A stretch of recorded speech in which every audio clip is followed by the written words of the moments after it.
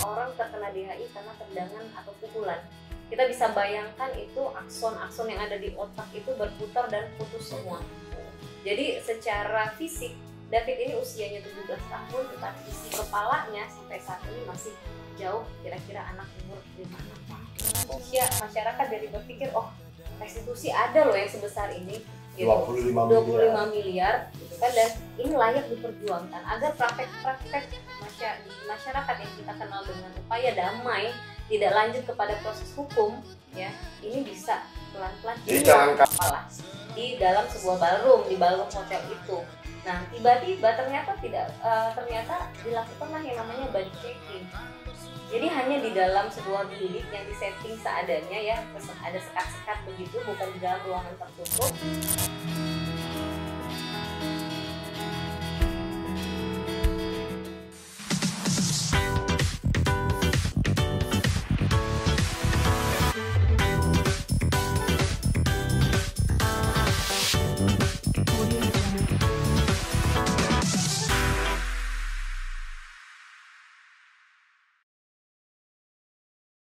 Halo sahabat, jumpa lagi dalam program Sahabat Menyapa, Sapa, episode 15. Kali ini, Sapa kali ini akan kedatangan orang yang hebat, pejuang-pejuang tangguh, perempuan-perempuan hebat yang selalu menjadi garda terdepan dalam pemenuhan hak asasi dan korban.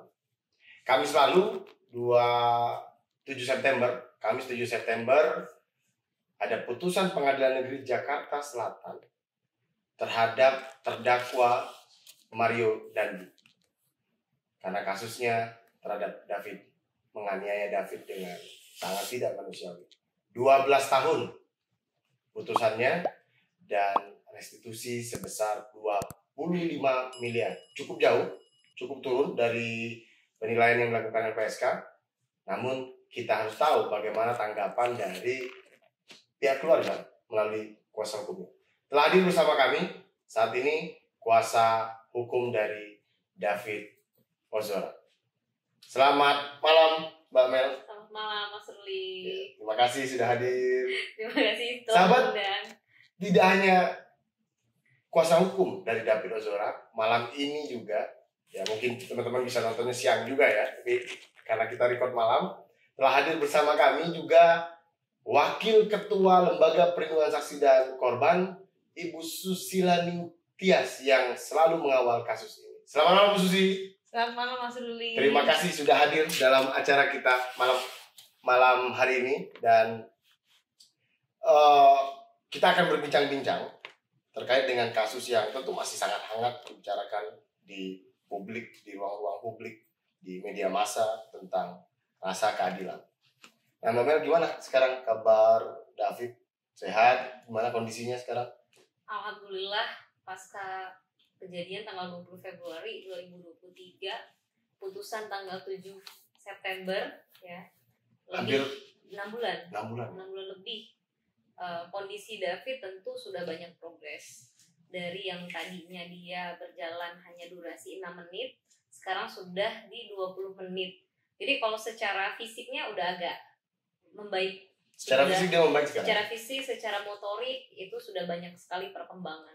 Memang jalannya dia kan masih agak miring ke kiri. Sama kalau melangkah itu kayak jinjit-jinjit gitu loh. Tetapi ini yang kita tentu syukuri ya, kondisi fisiknya dia dan masih terus akan digenjot terus. Belum bisa lari-lari, lompat, yang melakukan aktivitas di luar rumah layaknya anak usia 17 tahun tentu belum bisa. Tapi kalau secara kognitifnya dia, psikis dan mental, ini yang masih belum ada perkembangan yang terlalu signifikan. Hasil dari psikologis, pemenuhan psikologis yang kemarin sudah dilakukan terhadap David, memang banyak kemunduran. Apakah terkait psikis, terkait kognitif, termasuk intelektualnya. Ini seperti yang disampaikan oleh Dr. Tatang ya pada saat persidangan. Dia menyampaikan ada memang bekas luka yang ini sifatnya permanen di antara jembatan otak kanan dan kiri. Jadi memang David bilang, disampaikan dokter terkena diffuse axonal injury stage 2. Waduh, apa ini? Nah, diffuse axonal injury step 2 itu trauma berat. Ya. Biasanya yang mengalami DAI ya, kita singkat DAI ini orang-orang karena kecelakaan kecelakaan kecepatan tinggi. Balap ya? Iya, misalnya dia lagi ngebut gitu ya. Ya. Nah, ini kali pertama Dokter Tatang menangani orang terkena DAI karena tendangan atau pukulan. Kita bisa bayangkan itu akson-akson yang ada di otak itu berputar dan putus semua. Jadi secara fisik David ini usianya 17 tahun, tetapi isi kepalanya sampai saat ini masih jauh, kira-kira anak umur 5-6 tahun. Oke, jadi dia memang secara fisik membaik gitu ya. Iya. Tapi semembaiknya saya pernah lihat videonya dia jalan agak berbeda gitu ya sekarang ya. Dampak dari itu ya. Dampaknya bahkan 2 bulan setelah keluar dari rumah sakit Mayapada kan sempat di ruang ICU ya, 58 hari. Dan ketika keluar dari rumah sakit dia berusaha belajar kan fisio terus. Dia tidak bisa kontrol gerakannya dia tidak bisa kontrol powernya. Dia sempat cedera, Mas Ruli. David cedera lalu dioperasi lagi karena pergelangan kakinya sempat ada yang retak. Begitu. Jadi dia nggak bisa kontrol. Ini yang masih terus kita dampingi. Ya artinya memang dia tetap masih membutuhkan entah itu medis maupun psikologis dan pendampingan dari orang tuanya. Pastinya, sampai hari ini. Pastinya, benar. Meskipun usia 17 tahun tidak selayaknya anak 17 tahun. Benar. Mbak kemarin Kamis kemarin putusan 12 tahun. Ya. Restitusi 25 miliar. Sepengetahuan saya itu memang restitusi tertinggi sejak LPSK mulai memainkan peran. Nanti kita tanya Bu Susi ya. Dan sejak LPSK mulai perannya memfasilitasi restitusi. Nah, tentu Mbak sudah bicara dengan keluarga gitu ya, dengan orang tuanya Pak Jo gitu ya. Nah, apa tanggapannya terkait 12 tahun dan restitusi itu? Iya, memang dari awal sekali kita fokus terkait dengan pidana penjaranya. Pidana penjara. Maksimal, kita selalu berharap ini maksimal karena memang perbuatannya tidak bisa diterima akal sehat ya. Penganiayaan yang begitu brutal membuat David sampai hampir kehilangan nyawa. Bahkan itu direkam dan tersebar secara viral di media sosial.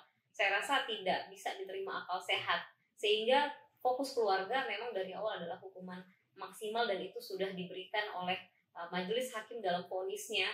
Kalau kita cermati putusan hakim ini tuh luar biasa, kami sungguh apresiasi terkait dengan putusan yang detail sekali, disampaikan bahwa seluruh unsur sudah terpenuhi secara sempurna.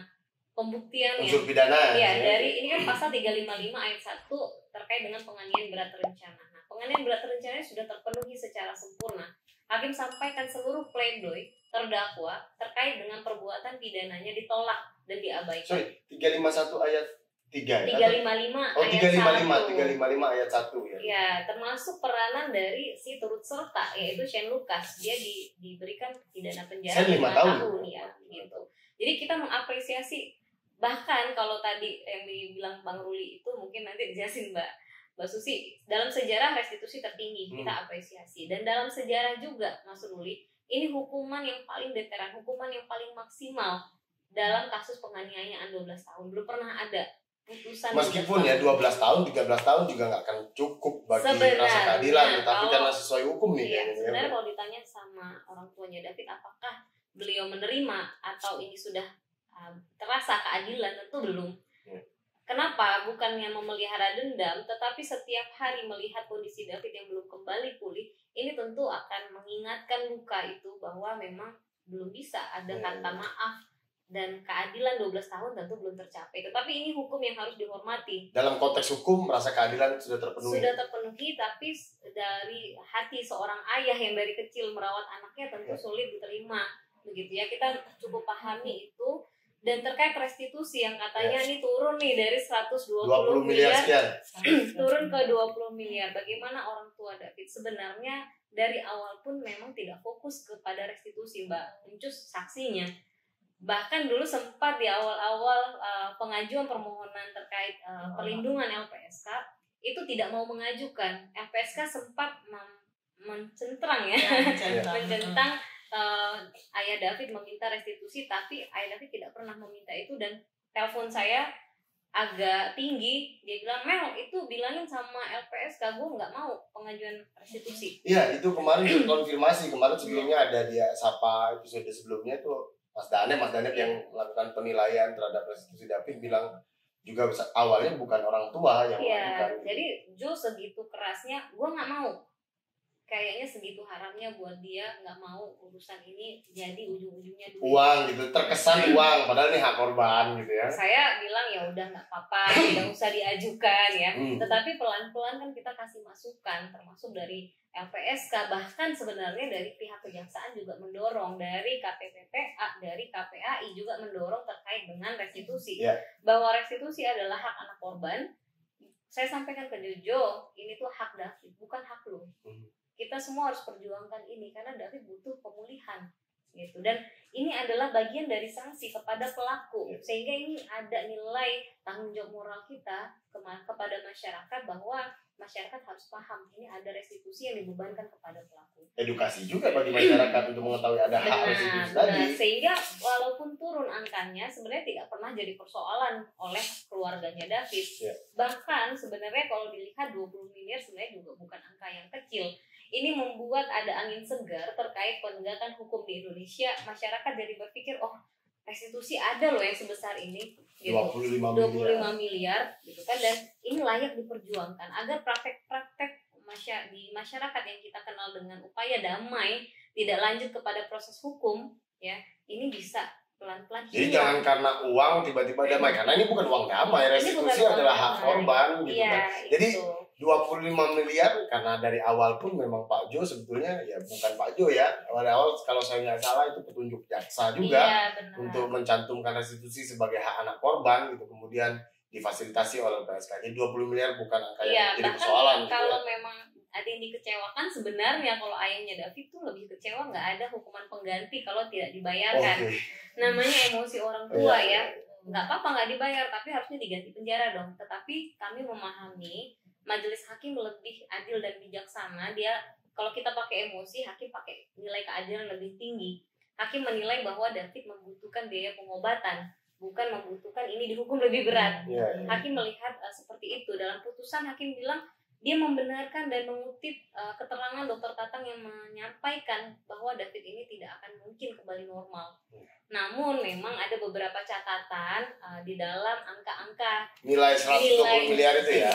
Jadi itu sebenarnya kalau saya pribadi melihat, sebenarnya kita kan memang belum pegang putusannya Mas Ruli, sehingga belum bisa kita cermati banget kata per kata baru dibacakan. Nanti untuk upaya hukum selanjutnya tentu kan kita harus baca utuh. Tetapi sementara ini kami memandang hakim itu bukan menurunkan angka, tetapi hakim tidak memasukkan nilai proyeksi terkait David ke depan. Itu yang belum dimasukkan. Nah, mungkin ada beberapa hal yang dibutuhkan untuk penguatan terkait dengan proyeksi. Sehingga kenapa hakim tidak memberikan hukuman pengganti? Yang pertama, secara regulasi memang ada kekosongan hukum ya terkait dengan pidana penganiayaan. Yang kedua, di dalam proses hakim melihat kalaupun tidak terpenuhi, kalau diberikan hukuman pengganti, ini akan membuat keluarga tidak punya lagi hak mengajukan gugatan perdata. Sehingga dibuka ruang juga oleh hakim, kalau ada angka-angka nanti yang terus berjalan, ini bisa diajukan ke dalam gugatan perdata. Tetapi kami juga lihat hakim berupaya, termasuk merampas mobil Rubicon, untuk diberikan. Dalam putusan bacakan kemarin. Iya, untuk diberikan sebagai biaya pembayaran restitusi sebagian itu ya. Kan 25 miliar ditambah mobil Rubicon yang dirampas. Nggak cukup itu, nggak nyampe 1 miliar. Iya, nggak nyampe. Kecuali ada yang mau ngambil lebih gitu ya. Nah, buat museum. Iya, tetapi kami melihat ada parameter bahwa hakim sudah berani loh merampas harta. Semestinya bisa juga dilakukan terkait harta-harta dia yang lain yang bisa diverifikasi sebagai harta si pelaku gitu. Tetapi tidak apa-apa. Termasuk misalnya biaya asuransi. Ini biaya pengobatan David selama 58 hari di ICU dibebankan ke asuransi, dan ini tidak dibebankan sama sekali kepada terdakwa. Alasan hakim karena kan sudah di-cover asuransi. Pertanyaan kami, yang bayar asuransi selama ini siapa? Preminya? Premi kan orang tua, harusnya kan dihitung dong biaya asuransi dari awal mulai sampai kejadian. Preminya iya, itu belum masuk. Tapi apapun itu kami menghargai putusan ini secara nurani ya. Kalau lihat sudah sangat rinci dan berkeadilan. Termasuk nilai 25 miliar itu. 25 miliar dan itu masih bisa dihitungkan kembali yang lain. 25 miliar ini jadi hutang seumur hidupnya pelaku loh. Gitu. Jadi buat kami itu sudah sangat diapresiasi. Oke, Bu Susi, jadi dari kuasa hukum keluarga David tadi udah bilang ya secara rasa keadilan dalam konteks hukum sudah cukup memenuhi rasa keadilan. Nah, saya ingin bicara nih, ingin menanyakan nih pengalaman Bu Susi nih selama di LPSK ya, terkait dengan restitusi. Pertama, apakah ini nilai restitusi tertinggi gitu ya? Yang kedua, bagaimana tanggapan LPSK terhadap nilai 25 miliar yang kurang lebih turun 90-an miliar dari nilai yang dihitungkan oleh LPSK Bu Susi? Iya. Yang pertama itu, ini bukan yang pertama ya LPSK menghitung restitusi untuk korban kejahatan. Kita sudah mulai itu sejak tahun 2010 malah ya. Ya, kasus di Magetan gitu ya. Meskipun kemudian tidak bisa dieksekusi pertama kali. Terus kemudian ada kasus sejarah TPPO. itu Bu ya, berarti Bu ya. Iya, itu sejarah pertama kali ada kasus TPPO dan sebagainya dan seterusnya gitu ya. Nah, untuk kasus penganiayaan sendiri memang kalau bicara soal angka ya, ini nggak hanya kasus penganiayaan. Mungkin sangat sedikit kasus penganiayaan yang restitusinya diputus oleh pengadilan gitu. Ada 1-2 gitu ya. Ini mungkin catatan tambahan ya, jumlah yang menambah jumlah lah intinya ya. Tapi kami apresiasi sekali ya dengan LPSK apresiasi sekali dengan putusan majelis hakim. Dan kami juga tidak melupakan tuntutan jaksa itu juga sangat penting. Senada ya, saya dengar tuntutan replik jaksa bilang senada juga dengan LPSK. Iya, jadi luar biasa. Bagaimana ternyata jaksa juga berupaya keras ya berdiri di samping korban, di samping LPSK gitu ya. Jadi mencari keadilan ini semuanya ya kita ya, semua aparat penegak hukum dalam kasus ini ternyata bersatu padu ini ya. Dan apresiasi ini bagus ya. Berkaitan dengan nilai 25 miliar untuk kasus penganiayaan, ini kan nggak ngomong hanya kasus penganiayaan ya, mungkin restitusi yang seluruh restitusi yang lain. TPPO, TPPO, kekerasan seksual. Biasanya berapa Mbak? Macam-macam ya. Penasaran. Emang biasanya berapa Mbak? Kalau penganiayaan memang sedikit ya. Yang berhasil diputus LPSK itu kalau tidak salah pernah di PN Jakarta Timur misalnya, tapi kan nggak bisa dieksekusi karena yang bersangkutan nggak bisa membayar. Itu jumlahnya juga sedikit, nggak banyak. Terus ini paling tinggi lah di antara semua yang lain gitu ya. Nah memang agak berbeda dari yang dihitung oleh LPSK dengan nilai putusan. Memang jauh 90 miliar ya, 90-an miliar ya. Tapi itu memang hakim, ya itu kami ini aja ya menghormati dan menghargai ya putusan hakim. Kami itu bertugas dan berwenang menurut Undang-Undang Perlindungan Saksi dan Korban untuk melakukan penilaian. Nah itu penilaian yang kami lakukan gitu ya selama beberapa bulan ya terkait dengan kondisi pada saat itu anak korban masih di ruang ICU. Ya perubahan terus terjadi terus terjadi satu. Yang kedua juga selain itu kan hakim mungkin dalam proses persidangan juga mempertimbangkan banyak hal ya sehingga kemudian memutuskan hanya 25 miliar ya. Pokoknya kami yang penting LPSK sudah melakukan tugasnya dan kewenangannya untuk melakukan penilaian kewajaran dari restitusi untuk anak korban David. Yang kedua, ini juga pembelajaran menurut saya kasus ini juga berhasil loh memberikan edukasi kepada publik secara luas ya. Nggak hanya tentang JC ini bahwa korban itu punya hak loh yang namanya restitusi. Nah, terlepas kemudian putusannya tidak sesuai dengan penghitungan, ya saya pikir itu hakim punya pertimbangan tersendiri dan kami menghargai itu. Ini cukup menjadi pembelajaran bagi semua pihak dan akhirnya masyarakat itu kemudian menyadari bahwa kalau saya jadi korban ini ada nih harapan untuk mendapatkan keadilan. Nggak hanya hukuman, tapi juga pemulihan bagi kami gitu kan biasa ganti kerugian dari kejahatan yang pernah kami alami. Seperti itu kan pasti orang berpikir seperti itu ya.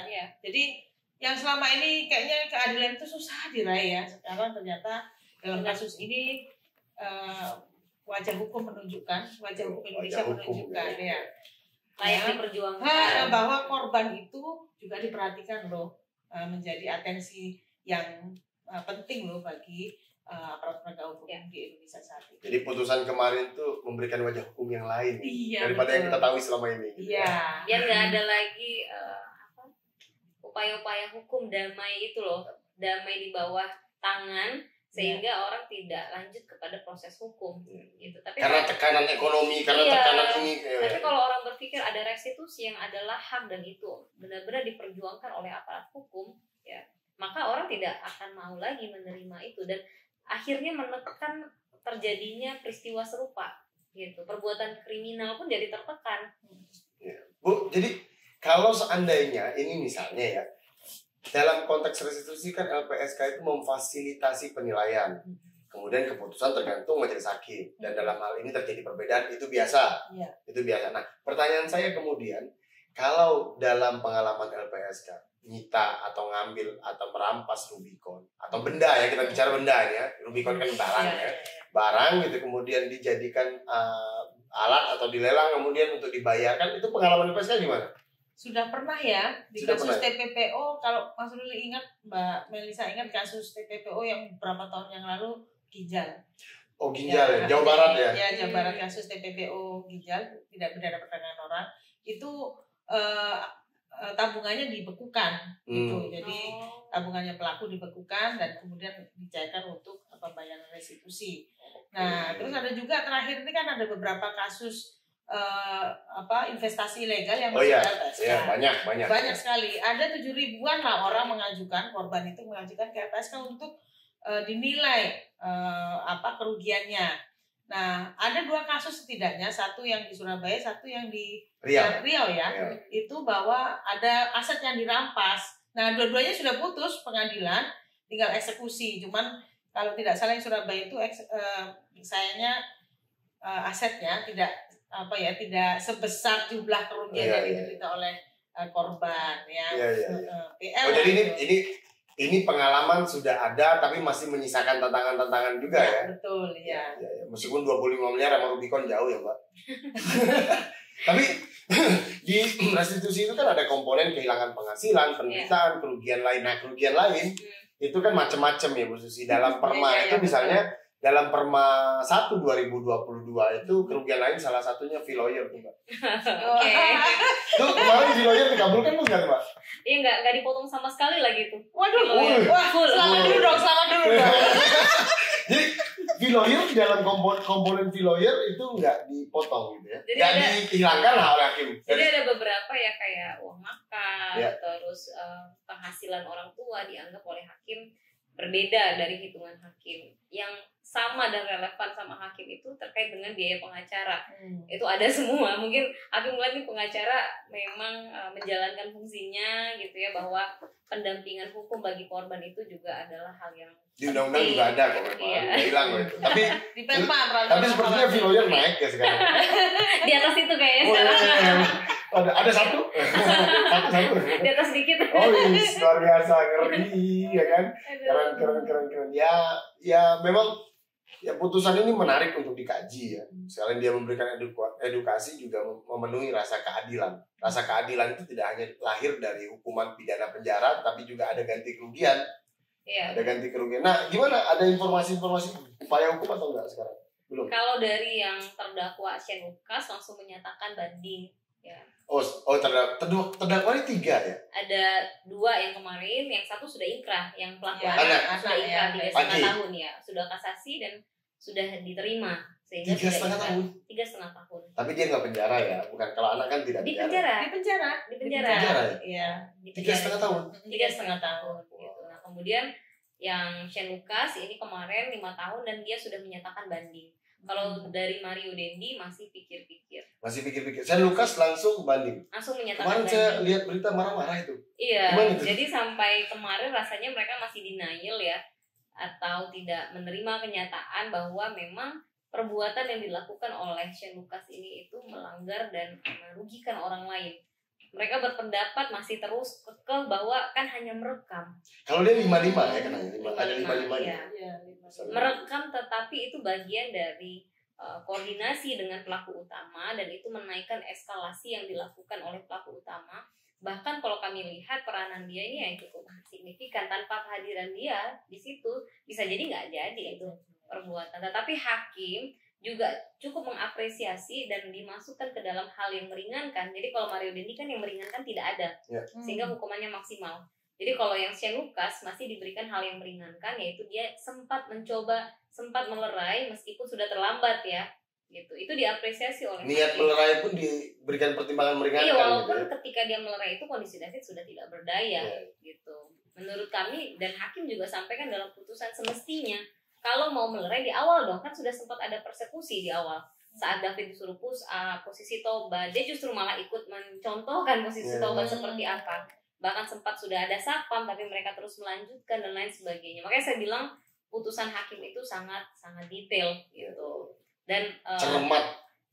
Dan satu hal lagi yang tidak bisa dinafikan dalam proses ini adalah ketika publik sudah melihat bahwa perbuatan ini tidak bisa diterima akal sehat, seperti yang tadi saya bilang, publik mengawal ini luar biasa gitu. Bukan berarti publik mengganggu independensi hakim, intervensi tidak. Justru publik ini menempatkan sesuatu proses hukum ini kepada yang semestinya.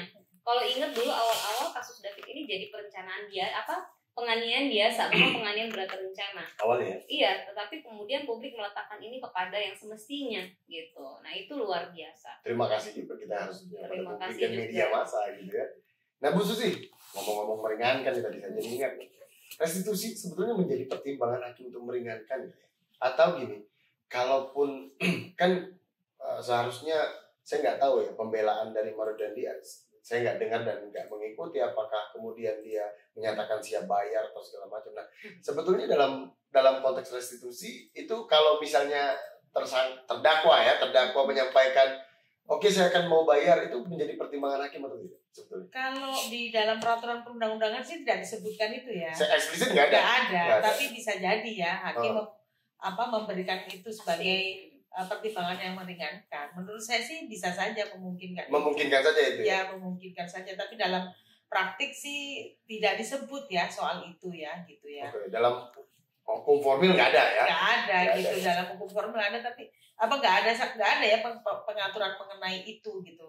Kalau di dalam praktik ada yang menggunakan itu, ada juga yang tidak gitu ya. Jadi tergantung majelis hakimnya bagaimana melihat itu gitu. Cuman yang saya pikirkan adalah kalau dia tidak membayar gitu, ini kan repot ya. Sementara Sedangkan kita tahu gini, tantangan restitusi itu pelaku nggak mau bayar, pelaku nggak mampu bayar, atau sengaja tidak mau bayar, ada harta tapi tidak mau bayar gitu. Nah, bagaimana dalam kaitan itu potensi ya Mbak, meskipun saya bilang tadi Rubicon nggak cukup itu 25 miliar. Nah, potensi itu khusus itu gimana? Apakah misalnya ada praktek di mana restitusi menjadi batu sandungan bagi narapidana untuk mendapatkan hak narapidana? Sebenarnya belum ada ya, tapi ini bisa jadi salah satu terobosan ya kalau memang hal baru ya bisa dicoba gitu ya, patut dicoba bahwa supaya yang bersangkutan ini membayar, ya udah nggak usah kasih remisi aja gitu. Tapi memang kita harus bicara ya dengan Kementerian Hukum dan HAM. Ya, karena wilayah mereka. Iya, karena itu kan kewenangan. Tapi LPSK bisa rekomendasikan lah itu. Bisa kita lakukan itu, kita coba itu. Kita coba ya. Artinya, jadi orang juga nggak main-main dengan restitusi gitu. Karena pemulihannya juga memang terus jalan gitu loh. Memang luar biasa terus ini. Iya, jadi sebenarnya nggak kecil gitu. Sebenarnya pun ini saya buka aja nih Mbak Jus. Dari beberapa hal yang direkomendasikan oleh dokter harus dilakukan oleh David untuk mempercepat penyembuhannya, dia banyak yang tidak bisa diikuti ya. Karena keterbatasan biaya. Kan sampai detik ini Rp1 pun terdakwa tidak pernah ada. Apalagi itu bentuk ya. support apapun ya di dalam proses pengobatan ini begitu. Mereka ributkan terkait 118 miliar yang sudah keluar aja pun mereka juga nggak penuhi. Jadi kayak suster udah nggak bisa lagi dibayar. Kemudian ada okupasi. 118 miliar itu? Kan proyeksi yang kemarin. Oh, ini lagi luar proyeksi. Oke. Jadi banyak akhirnya ya realistis juga oleh orang tuanya David. Dia sampaikan, Mel, kita udah nggak ini gitu ya. Ini orang berarti ngomong doang ya, bapaknya nggak mampu bayar, harta disita KPK segala macam ya. nggak ada satu pun kontribusinya. Padahal KPK sampaikan kan tidak seluruh harta sepanjang hidupnya yang disita. Artinya masih ada juga lah harta-harta yang lain. Jadi gini, atau memang sebelum itu nggak ada harta kan? Mungkin juga, kita nggak tahu ya. Yeah. Tapi bahwa dalam pengobatan David ini akhirnya dipenuhi sesuai dengan kemampuan orang tua, bantuan orang-orang di sekeliling gitu ya. Ya memang itu yang terjadi karena nggak mampu, tidak bisa juga dipenuhi semuanya. Mungkin semestinya banyak hal yang mungkin kayak si Visio itu satu kali datang 650.000 Mas. Satu kali datang. Kebayang nggak kalau tiap hari? Ya kali 600.000 kali 6 bulan. 30 hari aja. 30 hari aja. Jadi kalau orang tuanya David 30 juta minimal untuk pengeluaran David karena dia butuh nutrisi, pola makan yang benar-benar mensuplai kognisi dan lain-lain itu loh. Itu di luar alat penunjang segala macam pasti kan. Gitu. Jadi memang nggak murah. Sehingga proses ini saya khawatir dari awal saya sudah bilang saya khawatir banget tidak bisa dipenuhi sehingga terhenti proses pengobatan David ini. Itu pentingnya restitusi. Iya, tetapi kan harus ada daya paksa gitu. Nah, sebenarnya saya sudah menangkap gestur hakim karena kita mengikuti proses persidangan ini seluruhnya. Semua tahap tidak ada yang kita tidak hadir di dalam proses persidangan ini. Saya menangkap bahwa hakim itu sudah kasih kesempatan kepada kuasa hukum, kepada terdakwa untuk menyampaikan dalam restitusi berapa hitungan mereka, seperti apa tanggapan mereka. Ternyata yang selama ini mereka bilang kan itu sebenarnya niat bantu, tapi ditolak. Padahal buat orang tua itu pesannya kan minta damai dulu tuh. Itu kan sekali di awal kan. Sekali di awal tapi diklaim udah berkali-kali. Nah, kemudian hakim ternyata langsung ditanggapi oleh keluarganya tidak bersedia gitu. Kami melihatnya tidak mampu dan tidak mau. Karena kalau mau pasti terucap dong ketika dia bilang saya sebenarnya bersedia tapi saya tidak punya kemampuan. Ya bersedianya berapa? Kan harusnya dia ucapkan. Oh, nggak nyebut angka di pledoi? Nggak nyebut. Oh, dia ngomong bersedia. Oh, janji nih. Saya bersedia tapi kan saya nggak mampu. Kira-kira gitu. Saya bersedia tapi saya nggak mampu. Tapi kan kayak Rubicon pun akhirnya kan harus dirampas. Iya, bukan dari dia. Bukan niat baik gitu. Iya, gitu. Dan saya melihat kenapa hukumannya juga maksimal. Satu, semua unsur terpenuhi secara sempurna. Yang kedua, tidak ada sedikit pun upaya untuk membayar restitusi. Jadi ini juga adalah alasan hukuman diperberat. Makanya kemarin saya sampaikan, mau dia lakukan upaya hukum sampai ke atas, ini kami tetap yakin tidak akan ada keringanan atau pengurangan hukuman kalau restitusi tidak dibayar. Ya. Dan bahkan publik ini lucu juga. Publik kan sebenarnya hukuman sudah maksimal ya, udah 12 tahun. Banyak juga yang bilang, Mbak, kok nggak 20 tahun, kok nggak seumur hidup? Yang pertama, satu, memang itu sudah maksimal. Aturannya ada KUHP. Yang kedua, setelah putusan ini keluar, ya kita kan cukup apresiasi. Ya, walaupun ada beberapa catatan yang tadi saya bilang. Tetapi di masyarakat, hati-hati Mbak, ada gebiar diskon. Hati-hati, ada hip hura diskon. Wah, macam-macam. Ini artinya apa? Publik mulai aware. Mungkin ada kasus sebelumnya yang ketika di pengadilan tingkat pertama oh ini saya tahu nih, mati seumur hidup ya. Iya. Uang ada yang bilang gini, uang nggak bisa dibawa mati, tapi uang bisa bikin hukuman tidak jadi mati. Ada yang bilang gitu. Jadi ini menjadi membuat masyarakat aware, hati-hati di tingkat pertama bisa seperti ini, tapi siapa tahu tingkat berikutnya. Tapi yang menurut saya ini akan membuat publik akan mengawal ini sampai akhir. Dan wajar publik bicara begitu, karena kalau Mbak Melisa itu pakarnya hukum, Bu Susi itu pakarnya hukum gitu. Tahu nih, oh aturannya sih paling tinggi segini gitu. Tapi publik kan melihat rasa keadilan itu tidak seperti itu, karena memang mau 12 tahun, mau seumur hidup juga nggak akan pernah mengembalikan David ke kondisi semula. Ya, sementara kan kita memang terikat dengan hukum positif. Ya. Nggak bisa mau gimana pun dia udah paling mentok. Nah, ngomong-ngomong hukum positif Bu Susi, ini KUHP baru Bu Susi. Saya pernah baca-baca sedikit Bu Susi tentang mekanisme ganti kerugian itu gimana? Apa kayaknya beri kewenangan baru buat LPSK loh Bu Susi? Iya, kan ada soal ganti kerugian yang itu ada kewenangan LPSK untuk menghitungkan ya. Sama dengan restitusi ya? Sama dengan restitusi sebenarnya, meskipun terminologinya pakai ganti kerugian. Ya. Terus tapi kan memang kalau konteks ganti kerugian kan sebenarnya nggak hanya restitusi juga, ada macam-macam ya. Soal kerugian lingkungan misalnya, nanti itu hal yang lain ya. Hal yang lain. Terus ada kompensasi dan sebagainya. Tapi itu adalah hak korban, tidak pidana gitu ya. Nah yang kedua kan berkaitan dengan pasal 66 KUHP yang baru Betul, itu betul. kan. Itu kan bisa saja orang harus membayar dengan mencicil ya, kalau Iya. tidak salah Iya. itu ya. Mencicil. Nah, mencicil. Jadi bisa saja disuruh mencicil aja gitu. Kredit di bank. Nah, dulu saya disuruh mencicil tuh. Ya. 25M ini. Sebenarnya bisa juga dilakukan seperti itu ya. Ya. Jadi Kalau kalau memang KUHP ada yang baru udah berlaku tuh bisa suruh cicil dia tuh. Iya, Sebenarnya kalau cicil mereka itu. ada itikat baik seperti itu kan bisa ajukan seperti itu ya mereka ya. Sampaikan, Iya. saya ini mampu ya 15 tahun boleh nggak, Iya. semiliar setahun gitu Kan kan bisa ada bisa etikat aja. baik mungkin kan bisa jadi kan hakim ya udahlah mungkin bisa Tidak maksimal. tidak nggak harus 12 tahun misalnya seperti itu kan bisa Ya, jadi itu kan. untuk menunjukkan itikat baik itikat itu baik. yang tidak ada. meskipun belum tentu korban setuju. Iya. Nah, itu Iya. kembali ke Kan, korban semuanya. Iya. Itikat baik nanti hakim yang akan menilai. Ternyata Hmm. memang tidak ada sama sekali. Jadi ya sudah maksimal lah gitu. Iya, iya, iya. Jadi Bapak, yang saya kemarin tuh ngobrol-ngobrol gitu ya di banyak yang wawancara gitu ya setelah kasus Mario itu dengan putusan itu banyak sekali kok masyarakat itu akhirnya pokoknya ini setelah ini kami ini punya harapan baru gitu. Iya. Korban ini punya harapan baru untuk mendapatkan keadilan.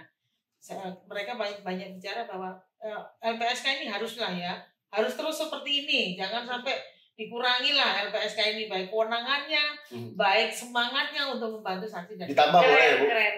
gitu Keren kan. LPSK. Kan Keren, LPSK ya. juga dampingin yang Miss Universe. Wah, ngomong-ngomong ini nih, Miss Universe nih, Miss Universe Sampai nih. terharu loh.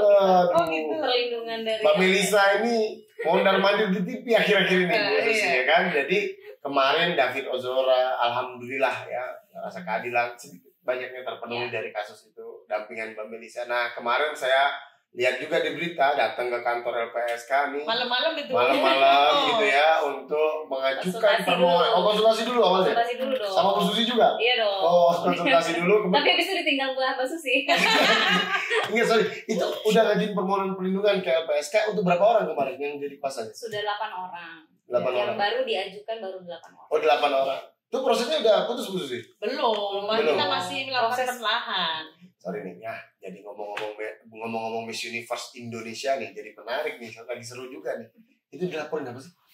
Jadi ada dugaan pelecehan seksual, Iya. sexual harassment pada saat dilakukannya agenda Miss Universe Indonesia, gitu. Jadi mereka tuh punya agenda. Miss Universe Indonesia tahun angkatan berapa? 2000?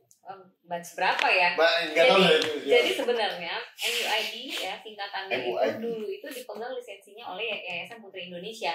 Oh, penyelenggara Putri Indonesia itu? Iya, sekarang itu sudah di bawah sebuah perusahaan namanya PT Kapela Swastika Karya. Nah, ini tahun pertama mereka pasca lisensi berpindah. Dipegang mereka. Iya, ini Iya, tahun iya, iya. pertama mereka. Nah, digelarlah kontestasinya dari ajang di daerah ya, dari proses audisi. Jadi kalau YPI dulu Yayasan Putri Indonesia itu siapapun yang menang Putri Indonesia dia akan dikirim sebagai Miss Universe. Nah sekarang Miss Universe yang sekarang dipegang oleh PT Kapela ini dia harus melakukan audisi dari awal sampai akhirnya masuk ke dalam tahapan karantina. Nah karantina ini dilangsungkan selama 2 minggu di dalam sebuah hotel ya, sehingga para finalis ada 30 orang finalis ada di situ mengikuti seluruh rangkaian. Nah, one day 2 hari menjelang grand final tanggal 3 Agustus, kemudian 12 hari karantina tanggal 1 Agustus, tiba-tiba tanpa adanya di dalam rundown acara, tidak ada di dalam agenda, tanpa pemberitahuan, tidak ada akses informasi, mereka tiba-tiba yang tadinya harusnya agenda koreo dirubah jadi fitting. Fitting baju, padahal sebelumnya mereka udah fitting, tapi mereka bawa lagi aja deh baju evening gownnya untuk dicek, untuk diukur kembali atau apalah di dalam sebuah ballroom, di ballroom hotel itu. Nah tiba-tiba ternyata dilakukanlah yang namanya body checking. Jadi hanya di dalam sebuah bilik yang disetting seadanya ya, ada sekat-sekat begitu, bukan di dalam ruangan tertutup, di mana di dalam sana tidak hanya orang yang punya kapasitas untuk melakukan body checking. Ya, pertama body checkingnya tidak pernah dikasih tahu, tidak dalam rundown acara, tahu-tahu di dalam body checking ada banyak orang, ada yang dari catwalk lah, ada yang dari public speaking lah, ada di ruangan itu, bahkan ada yang berjenis kelamin berbeda. Dan Laki-laki ya, laki-laki. Dan di dalam Asli. ruangan Sorry. itu Nah, terus gimana? asli enggaknya ada dia dan Tuhanlah yang tahu. Ada. Tetapi yang pasti mereka kan berada di dalam relasi kuasa antara Ya, penyelenggara ya. sama Peserta, kontestan ya. peserta.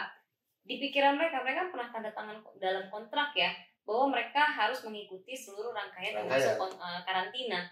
Jadi di pikiran mereka jangan-jangan ini bagian dari acara. iya gitu ya. dan ada beberapa orang yang sudah di yang ke-15, yang di ke-10, dia lihat teman-temannya melakukan itu semua. Jadi kayak antara nggak nyaman tapi ikut Ya terus. sudahlah, ikut aja. Ternyata di dalam body checking dari keterangan klien kami disampaikan bahwa disuruh buka pakaian sampai hanya menggunakan panties doang.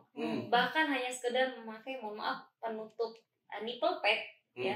Itu nggak boleh juga. Ini mau ngapain sebenarnya? 2 hari menjelang grand final disuruh lepas baju, dipototin kanan kiri, kemudian difoto.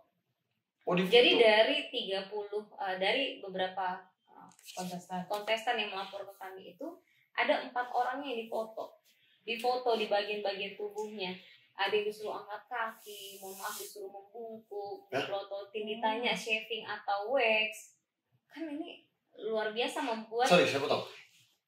Saya juga nggak begitu tahu ya. Emang body checking ini hal yang biasa dalam penyelenggaraan kontes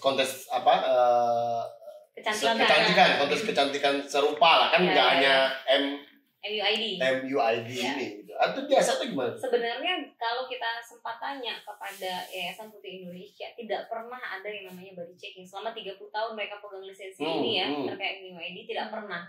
Kalaupun ada tuh mereka pernah ada one day spa. Jadi para pemenang finalis ini dilakukan one day spa. Jadi oleh terapis yang perempuan di dalam ruangan tertutup, mungkin sekalian dicek ya. Ini juga mungkin dan nggak terasa juga lagi dilakukan body checking. Istilah body checking baru muncul sekarang. Oh sebetulnya memang istilahnya baru muncul di sini ada yang gitu ya. bilang ini udah biasa kok, udah common di dunia kecantikan. Tapi yang sepemahaman yang kami pernah dapat informasi pasti dilakukan di ruang tertutup, masuk dalam agenda, tujuannya untuk apa gitu. Harus jelas dong, masa periksa alat tubuh orang, tubuh seseorang disuruh buka pakaian tapi tidak ada concern. Ini kan bahaya. Mereka pun nggak dijelaskan ya waktu tidak dijelaskan, sehingga kan ada yang merasa tertekan, ada yang nangis juga, belum lagi dikomentari. Wah, kamu harusnya begini. Ada yang bingung, ini rangkaian atau bukan, ya udahlah gitu kan? Iya, gitu. Akhirnya setelah itu kan relasi kuasa, betul. Relasi kuasa, dan itu mereka lagi jauh dari keluarga dan lagi karantina kan. Jadi ada salah satu orang tua ini bilang, aduh Bu Mel, sambil nangis nih, saya punya anak tunggal, perempuan satu-satunya, yang setiap hari dia model, saya antar kemana-mana, saya dan ayahnya antar kemana-mana. Hari itu memang kan kita tinggal karena karantina, tetapi tahu-tahu diperlakukan seperti saya nggak terima Mbak. Gitu. Dan itu kan dilakukan di dalam acara resmi ya. Harusnya apapun yang terjadi di sana kan memang si perusahaan harus bertanggung jawab dong. Dia semestinya kasih ruang perlindungan terhadap seluruh peserta yang ada di situ. Lain cerita ketika misalnya sudah selesai agenda karantina, tahu-tahu mereka pergi kemana lalu dilecehkan, itu mungkin perusahaan tidak bisa diminta pertanggungjawaban. Tapi ini di dalam acara resmi dan dilakukan oleh penyelenggara yang selama ini ada di situ, ya saya rasa ini patut untuk dilaporkan dong. Oh iya, makanya kemarin lapor ke Polda Metro ya. Ke Polda Metro. Itu laporan terkait undang-undang apa? Undang-undang TPKS, Tindak pidana kekerasan seksual. Pasalnya ada pasal 5, 6 terkait pelecehan seksual fisik, non fisik. Lalu pasal 14 terkait pengambilan gambar, ya menggunakan media elektronik, dan pasal 18 kita dorong juga. Karena harusnya ada pertanggungjawaban korporasi. Ya kalau dari cerita korban seperti itu terpenuhi itu. Jadi kalau menurut kami benar Mas, karena sudah naik proses penyidikan. Oh saat ini penyidikan udah? Jadi tapi belum penetapan tersangka, udah? Belum. Lagi masih pemeriksaan, tetapi sudah naik proses penyidikan. Artinya apa? Artinya penyidik sudah meyakini benar bahwa peristiwa pidananya ada. Jadi tinggal pengacara juga nih.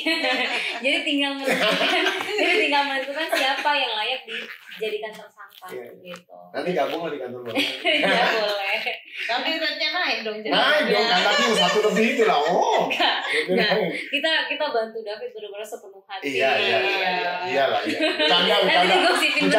Bercanda tadi. Bu Susi, undang-undang TPKS itu juga ada restitusi ya kalau nggak salah. Bahkan restitusinya lebih maju dari restitusi yang lainnya. Iya. Gimana Bu Susi? Kalau TPKS Bu Susi? Ya satu kan yang mereka berhak mendapatkan restitusi ya. Ya. Mereka juga ngajuin Mas Budi. Oh, restitusi ngajuin ya. Oke.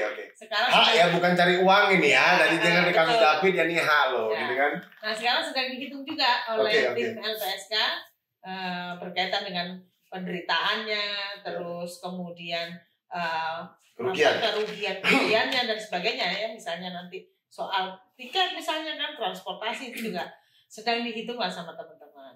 Nah restitusi di konteks TPKS ini kan banyak ya. Dia lebih ada subsidiarnya. Terus Subsidiarnya ya. Ya subsidiar maksudnya dalam artian begini.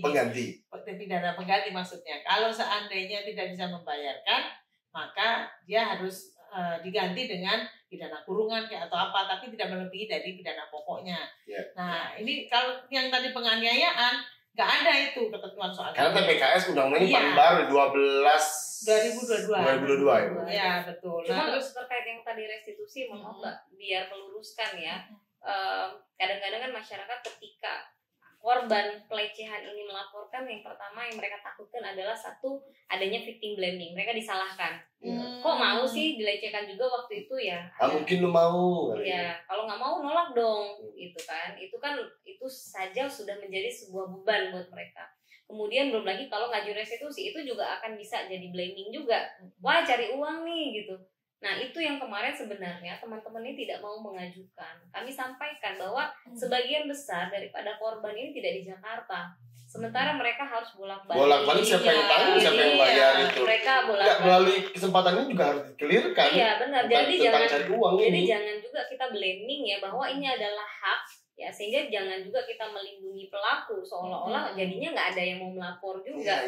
Mereka butuh bolak-balik pendampingan, kemudian mereka itu harus meninggalkan pekerjaan dan lain sebagainya. Sehingga akhirnya kan kita kemarin ngobrol panjang ya, kita yakinkan ya hak adalah hak gitu. Dan khusus ini mekanisme restitusi jauh ya, ada DPK tuh ya kalau nggak salah ya, gimana? Kalau memang pelakunya tidak sanggup membayar, tidak sanggup ya, dan itu melalui proses dia harta kekayaannya dirampas, disita, terus kemudian ternyata tidak memenuhi ya yang nilai restitusi, maka bisa di sebagian istilahnya sebagian ditanggung sama dia, sebagian ditanggung oleh dana bantuan korban ini. Kompensasi namanya. Tapi dana bantuan korban tuh nggak, sebenarnya kalau dari ngomong sumber dana tidak hanya dari APBN, tapi juga bisa dari sumber-sumber lainnya, misalnya dari donor, terus kemudian ada juga dari sumbangan-sumbangan gitu kan.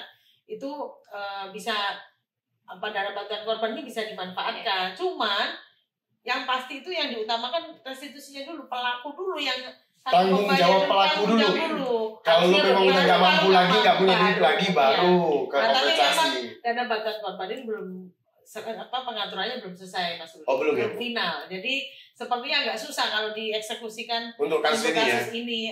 Apalagi pelakunya korporasi Mas Rudi. Di Undang-Undang TPKS korporasi juga bisa diminta pertanggungjawaban untuk restitusi. Tapi kita kayaknya untuk saat ini memang benar-benar fokus terkait dengan proses hukumnya dulu gitu ya.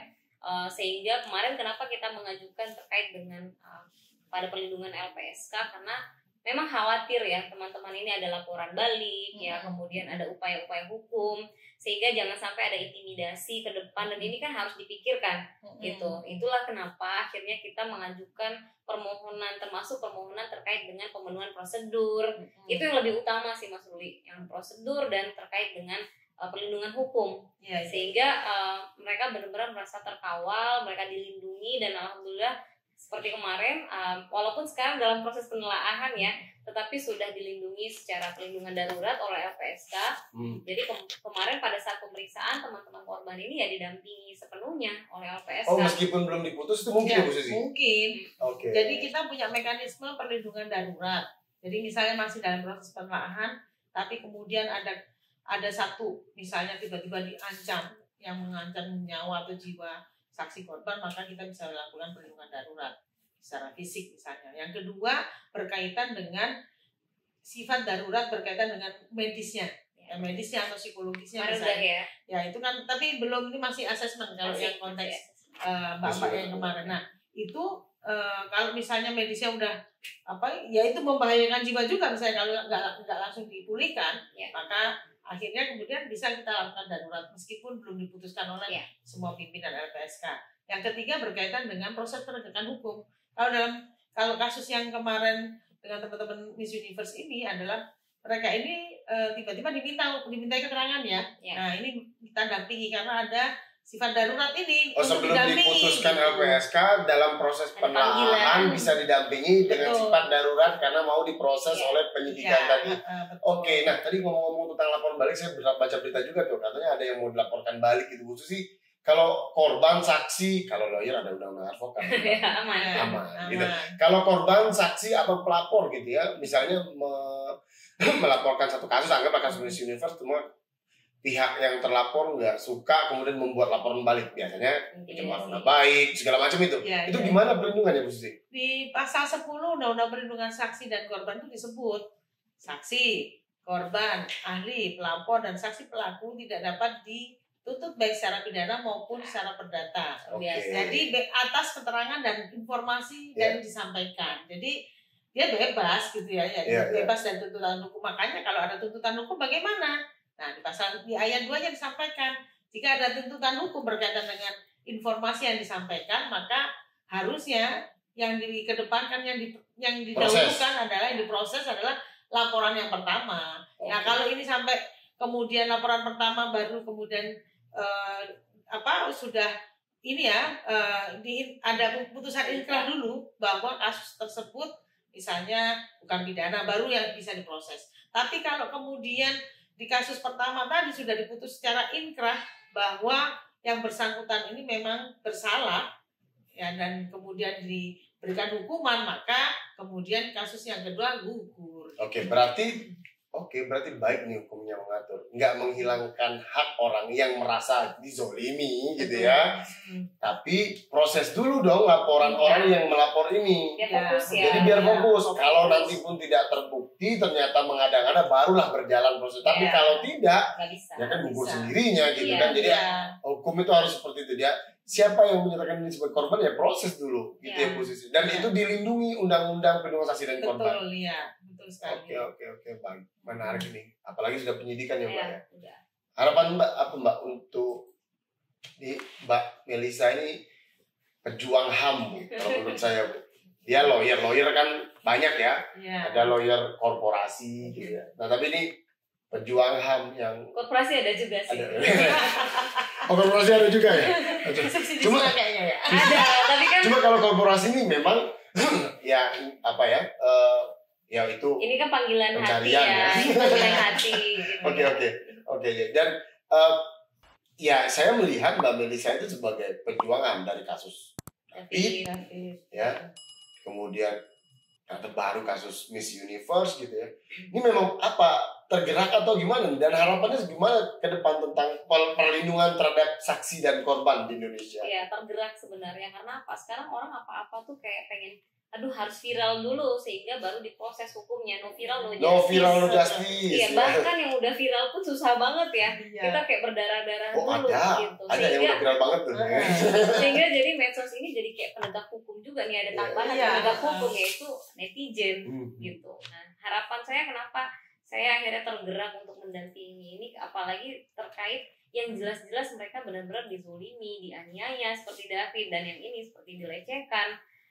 Saya berharap proses-proses hukumnya mereka benar-benar dilakukan secara transparan sesuai dengan hukum yang ada, hukum positif, dan tidak ada pihak-pihak lain yang berusaha mengintervensi.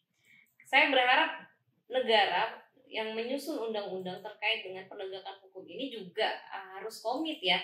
Dalam proses ini mereka juga melaksanakan dengan seterang-terangnya mencari kebenaran-kebenaran material dalam proses penyidikan yang Miss Universe. Ya. Harapan saya tentu segera ada penetapan tersangka. Udah penyidikan ya. Karena kan udah 1 bulan Iya. gitu. Jangan sampai korban jadi terus mendapatkan victim blaming dalam proses, terutama korban pelecehan. Ini adalah hal yang paling mereka nantikan, adanya penetapan tersangka aja. Sehingga mereka tidak dipersalahkan bahwa memang benar perbuatan yang mereka sampaikan itu tidak mengada-ada Dan tidak ada niat apapun, dan tidak ini ada memperjuangkan niat hak apapun. saja gitu ya. Bahkan apalagi teman-teman yang di Miss Universe, mereka diajarkan terkait against sexual harassment. Iya. mengapa ketika itu terjadi kepada diri mereka tidak sampaikan. Nggak praktek kemudian ngelawan itu. Jangan-jangan selama ini sebenarnya mungkin praktek-praktek seperti itu pernah terjadi tapi nggak ada yang berani menyuarakan. Jadi harapan saya kita support proses hukum yang sedang ditempuh oleh para korban ini, terutama pelecehan seksual, sehingga mereka berani untuk memperjuangkan keadilannya dan mereka mendapatkan keadilan seadil-adilnya. Keadilan yang seadil-adilnya. Keadilan yang hakiki. Hakiki. Saya itu ini Mas Ruli. Ada dua hal yang penting ya yang harus dicatat sejarah oleh LPSK. Tahun lalu ulang tahun LPSK kita dihadiahi oleh pengakuan seorang JC yang fenomenal. Tahun ini juga baru ulang tahun kita. Iya, persis harinya sama tanggal 8. Sama ya? Datanglah Mbak Melisa untuk konsultasi soal Miss Universe. Memang sebelumnya kasusnya David Ozora, tapi kita dihadiahi 2 tahun berturut-turut dengan kasus yang besar ya menurut saya dan menyita perhatian publik. Besar ini bukan masalah viral ya, tapi akan memberikan edukasi gitu. Betul, edukasi soal TPKS ya, kita tidak pidana kekerasan seksual kan banyak yang belum paham juga. Iya betul. Aturan mainnya. Aturan ini kan hal baru juga yang menjadi edukasi selain ada restitusi, justice kolaborator ini edukasi baru lagi nih. Kalau spesifik harapan Bu Susi sebagai wakil ketua LPSK tentang restitusi gimana? Perlu ada banyak, ini hal baru, banyak yang belum paham. Perlu banyak sosialisasi Mas Ruli. Nah ini kayaknya perlu juga nih saksi korban kemana-mana ini keliling untuk. Iya, aku bersedia sih. Cocok ya. Mbak Melisa juga bersedia kan? Bersedia, sahabat saksi dan korban. Ini mah kaos dulu ya. Dikasih kaos lagi. Itu yang kedua, sosialisasi. Yang kedua juga masih ada beberapa hal yang lowong ya. Soal pidana pengganti misalnya. Seperti itu. Terus ketika ada sita itu untuk kasus tindak pidana umum tidak ada sita restitusi. Tapi kalau di TPKS sudah ada, udah lebih maju lah. Nah ini hal-hal yang masih kurang perlu diperbaiki juga dan mungkin ada peraturan perundangan yang baru ya. Buat undang-undang nih ya. Dia masih terpisah ya, Bu. Betul. Masih Kalau bisa sih, gitu-gitu kalau ya. bisa sih bisa nanti dimasukkan dalam satu revisi KUHP itu loh. Di situ jadi komprehensif semuanya. Jadi lebih memudahkan korban, lebih memudahkan semuanya untuk mengakses keadilan dan kita juga LPSK juga dalam melaksanakan tugas dan kewenangannya juga lebih enak. Baik, Bu Susi. Jadi sahabat saksi dan korban di seluruh Indonesia, kita sudah sampai di ujung program acara Sapa episode 15. Restitusi bukan uang damai. Restitusi itu hak korban yang memang diatur secara sah oleh undang-undang sebagai mekanisme pemulihan di dunia internasional maupun di Indonesia gitu. Itu sudah berlaku. Jadi kalau ada korban TPKS, Miss Universe mengajukan restitusi karena memang haknya. Dan hak itu ada dasarnya. Kenapa? Karena mereka mengeluarkan biaya untuk proses hukum, bukan proses yang murah ya. Proses hukum biaya, meskipun ada prinsip murah gitu ya. Tapi berangkat itu butuh biaya, butuh bensin, butuh tiket pesawat dan lain sebagainya sebagai komponen kerugian bagi korban. Jangan sampai korban rugi 2 kali dan jadi korban untuk kedua kalinya. Korban yang jerah. Korban jadi korban lagi karena proses hukum. Oke, kita akhiri. Jangan lupa share, komen, like, and subscribe channel Sahabat Saksi dan Korban. Terima kasih Mbak Melisa, Mbak Susi telah bersedia untuk hadir bincang-bincang kita di malam, pagi, siang, sore hari ini. Kenapa? Karena orang biasanya nontonnya malam biar konkret gitu. Oke, terima kasih. Sampai jumpa. Thank you. Terima kasih Mbak Melisa.